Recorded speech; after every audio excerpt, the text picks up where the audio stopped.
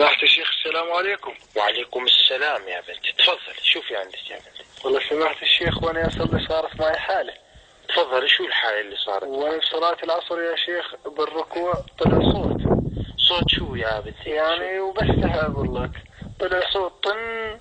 يعني ضربتي؟ نعم يا سيدي. ضربتي كويس بحالة الركوع؟ نعم يا سيدي. كويس. في تصفي لي يا اختي مدى قوة الضربة شلون كانت؟ والله يعني بشتهى اقولها يا شيخ، انت قولها. ايوه، يعني مثلا كانت قوة الضربة هيك؟ لا اقوى يا شيخ. اقوى، يعني كانت مثل هيك؟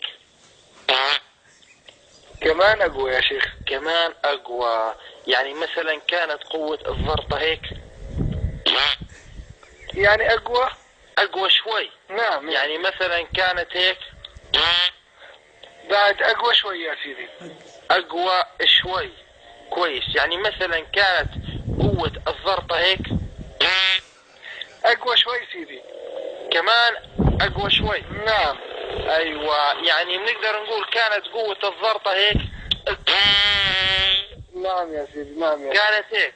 نعم يا سيدي. يا اختي بهالحالة انت ما ضربتي، انت بهالحالة خريتي. شكرا. خريتي خراء مبرحا، والله يعطيك العافية. شكرا يا سيدي. اهلا وسهلا يا بنتي، 100 وردة. الله يعطيك العافية.